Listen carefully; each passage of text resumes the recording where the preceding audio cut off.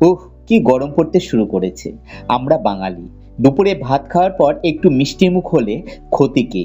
তাও আবার যদি ফ্রুট কাস্টার্ডের মতো একটা সুন্দর দেখতে, সুন্দর খেতে ঘরে বানানো একটা ডেসার্ট হয়, তাহলে তো দুপুরের ভাত ঘুমের সঙ্গে প্রেম আরো দ্বিগুণ বেড়ে যাবে।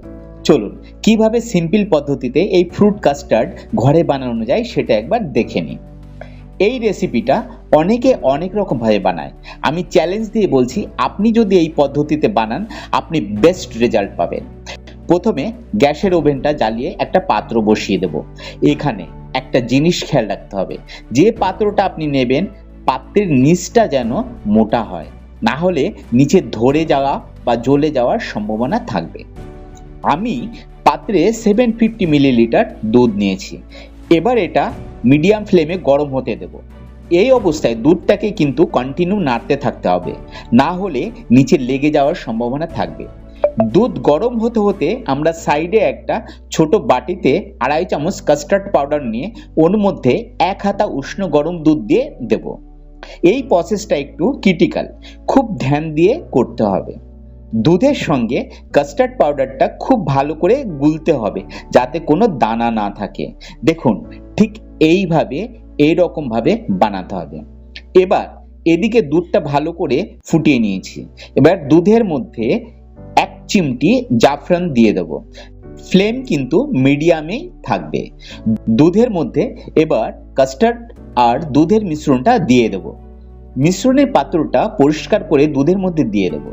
এই অবস্থায় দুধ আর কাস্টার্ডের মিশ্রণটা কন্টিনিউ নাড়তে থাকবো।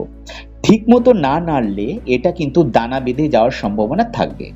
এবার ওর মধ্যে 1 কাপ চিনি দিয়ে নাড়তে থাকবো যতক্ষণ না চিনিটা গলছে আর দুধটা উঠছে। চিনির পরিমাণটা কম বা বেশি আপনাদের টেস্টের উপর নির্ভর করবে। এইভাবে মিনিট খানেক ফুটিয়ে নিতে হবে।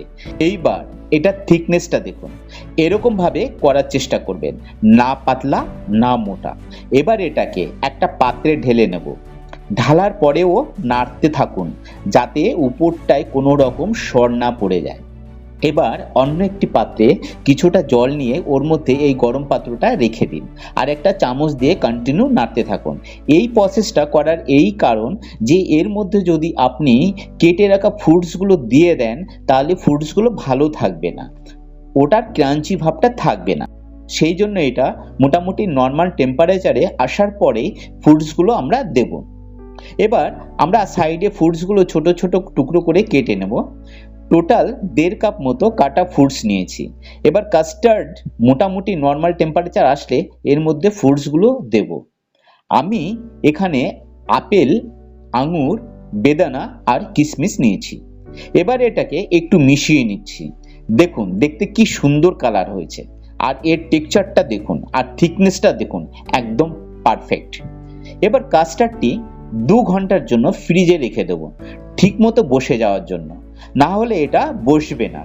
2 ঘন্টা বাদে ফ্রিজ থেকে বের করে এর মধ্যে গার্নিশের জন্য আগে থেকে পাতলা করে কেটে রাখা কাজু আর অ্যালমন্ড বাদামটা সুন্দর করে ছিটিয়ে দেব। বিলিভ মি, খেতেও হেভি হয়েছে। আপনারাও বানিয়ে আমার কমেন্ট বক্সে কমেন্ট করে জানান কেমন হয়েছে। নমস্কার, ভালো থাকবেন, সুস্থ থাকবেন। আবার দেখা হবে নেক্সট ভিডিওতে। Thank you.